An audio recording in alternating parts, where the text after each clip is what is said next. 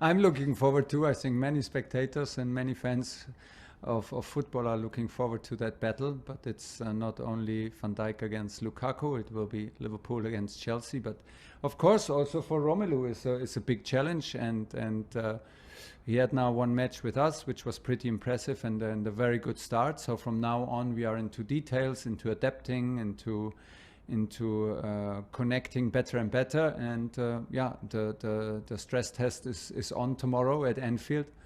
Yeah, for sure. For sure, and I think we should not hide from it. And it's not excuses; it's a reality. Liverpool with Van Dijk is a different Liverpool than without Van Dijk. It's not only his isolated capacity and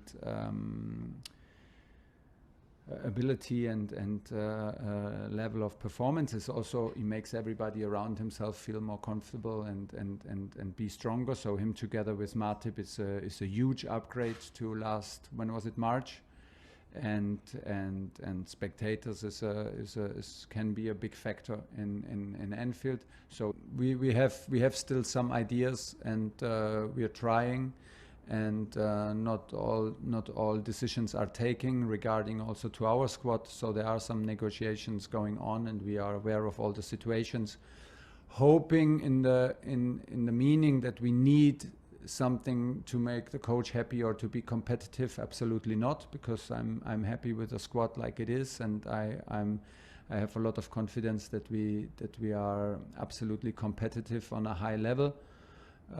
But still, all eyes are open, and we are aware of all situations. And you never know in football. But in the moment, we are focused on the game tomorrow, and then there are not many days left to take big decisions. So it's all good so far.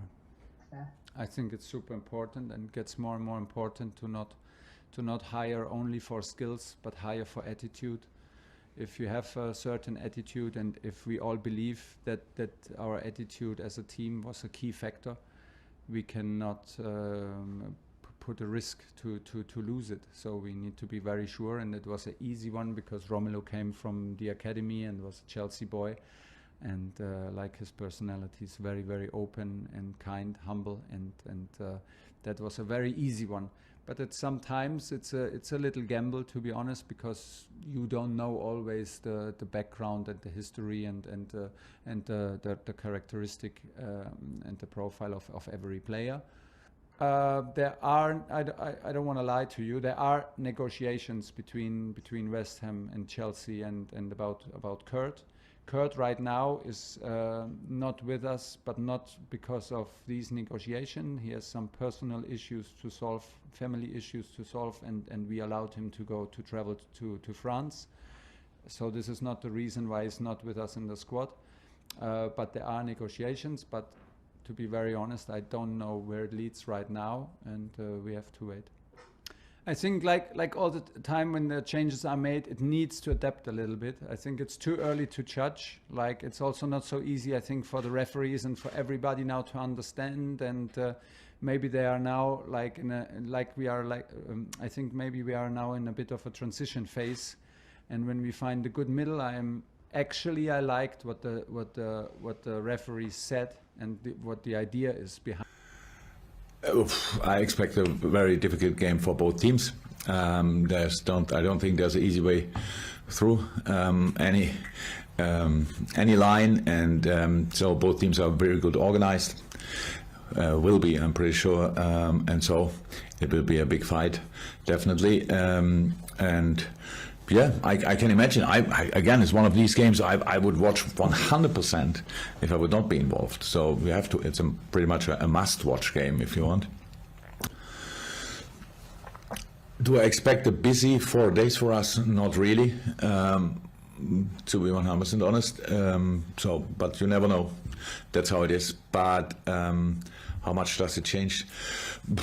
Yes, the options, I think, didn't get worse for some teams. That's clear.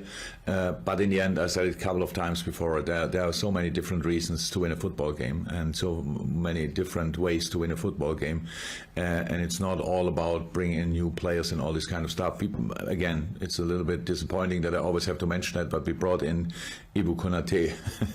It was not a bargain or whatever. He cost money as well.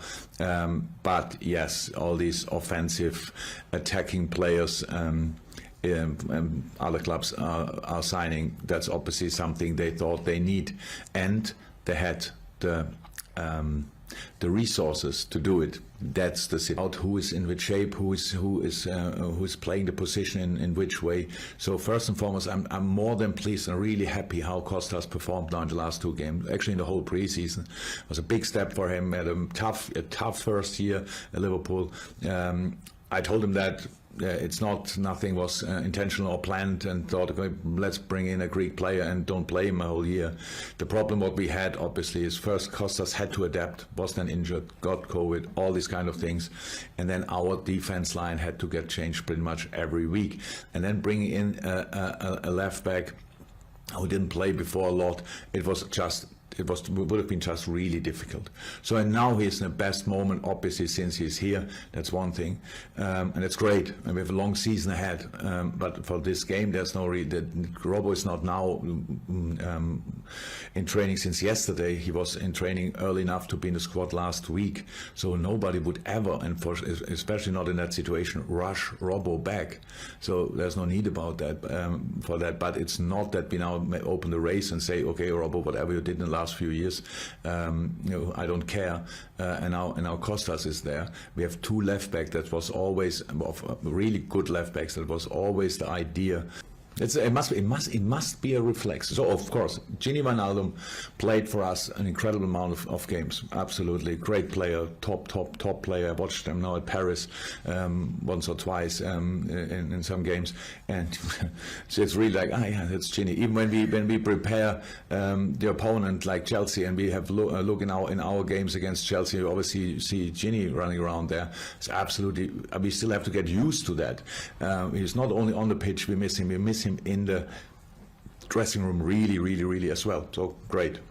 But the reflex is we lose a midfielder and we don't bring anybody in. There must be a lag, and now we can count our midfielders. So if there's an area on the pitch where we really have all the different skill sets, all the different dynamic, creativity, defensive orientated, offensive orientated, all these kind of things, there is no gap. Realize there's no real need. And if the one player who is really the one who could improve all the things we spoke now about, we would go for it, I promise, if we would see him.